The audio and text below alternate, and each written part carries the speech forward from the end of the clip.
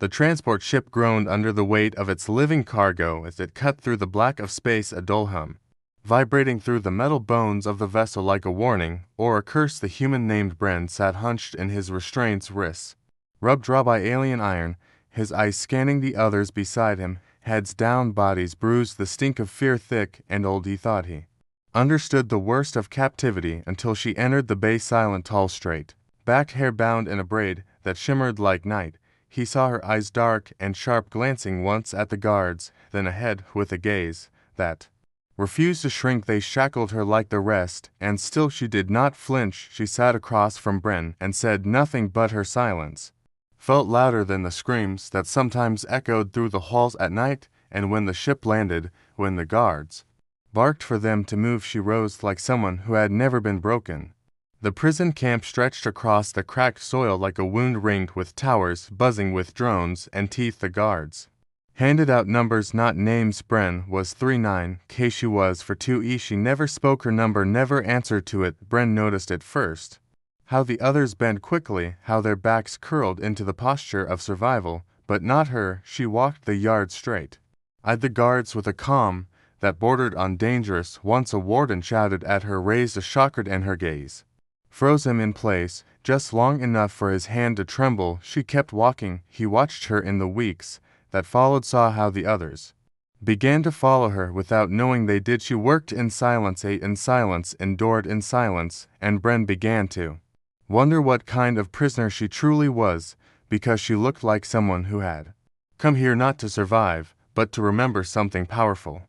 They brought in a delegation one day, a show of power or mercy. No one knew. The guards lined the prisoners up like cattle, ordered them to kneel. Bren dropped without thought, bones hitting dirt, but she did not. He turned his head and saw her standing tall, eyes fixed forward, unmoving. The delegation paused, whispers stirred, and the lead envoy, a slithering thing in velvet, stepped forward and hissed at her, kneel, girl. He snarled and raised a thin weapon tipped with light. She said nothing, just tilted her head slowly, and Bren felt something strange pulse through the camp. The envoy repeated the command louder this time, but her spine never bent even when the weapon fired a beam of searing red that struck the dirt beside her foot, and still she did not move. The silence that followed was electric. Something inside Bren twisted. It was not fear, it was awe. The guards dragged her away, and for the first time since his capture, Bren forgot the pain in his wrists and remembered the sound of resistance. She returned, bruised but unbroken, and though she said nothing, Bren found his voice twitching with questions. They shared a wall at night, a thin barrier between cages, and he spoke into the dark. Who are you? He asked. She did not answer for 3 nights. Then one night, when the moon's blood pale light through the vents, she whispered, not what I am, but what they fear I am. He asked again. She answered, slowly, measured, like weighing trust in her palm. I am not their subject, not their prisoner. I am the last of a line they could not erase. I am meant to rule, not to kneel, and that is what they fear. He swallowed a lump in his throat and said, I thought you were just another prisoner, and her voice almost smiled. I let them think so. To her name, she finally said, was a sorry, and it meant nothing to him until the next day, when a new prisoner arrived, eyes wide with recognition, and dropped to his knees the moment he saw her. News traveled without sound in the camp, whispers moving like wine through broken walls and crooked halls. Asari is a royal someone. Breath Asari is the name that made empires fall. Someone else muttered. The guards tightened their grip, drones flew, lower commands became crueler, and still she walked as if untouched, as if waiting for the storm she knew would come. Bren felt the shift too. Felt the way prisoners looked at her now, not just with curiosity, but with a hope that scared them more than the guards did. One night the sky screamed open, and a ship that bore the old sigil of the Lost Throne entered orbit.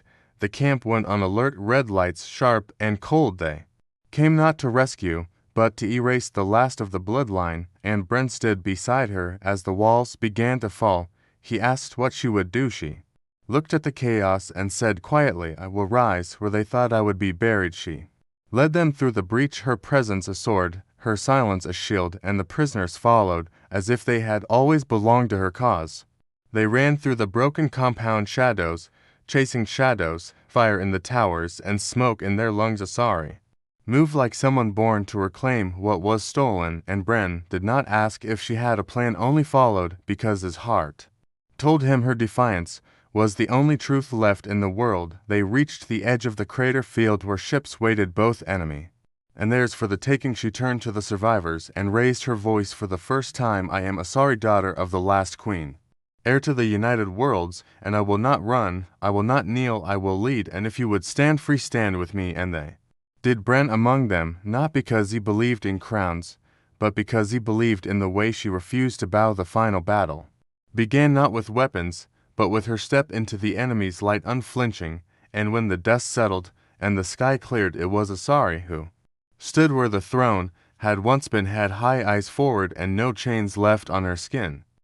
The skies over the prison world cracked with the sound of descent ships, once symbols of oppression, now burned with new fire. Asari took command not with threats, but with purpose, her voice quiet, yet unyielding as she moved among the rebels, the prisoners, the lost, each one seeing in her something they thought long dead. Bren stood beside her, watched how she bore their hope like armor, how she gave orders not as a ruler above, but as one who had tasted chains. He saw her bleed, saw her fight, saw her shield the weak, and strike down those who came to silence her. The flag of the empire she once fled was raised from the ashes, not as a symbol of the old, but sewn anew with the names of every prisoner who had walked beside her.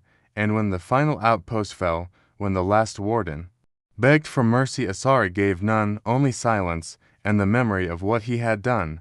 She stood atop the highest tower and tore the old sigil down, then lifted her own, carved with hands that had labored, suffered, endured, not for power, but for justice, and the world below roared in answer.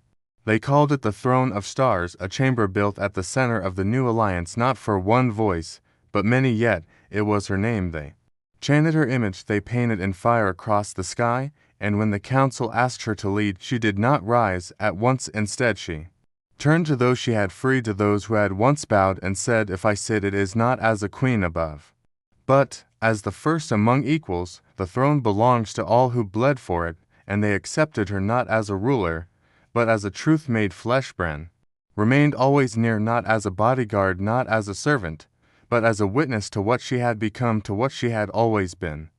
And on the day the last prison ship was dismantled and the last brand was erased, Asari walked through the ruins with Bren at her side. No guards, no crowds, just quiet. Her fingers brushed the stone where her cage once stood, and she said, here I remembered who I was, and now the stars will remember too. And Bren looked at her and knew that, whatever world rose next, would never again forget her name, for she had never bowed, and in refusing she had taught the galaxy to stand.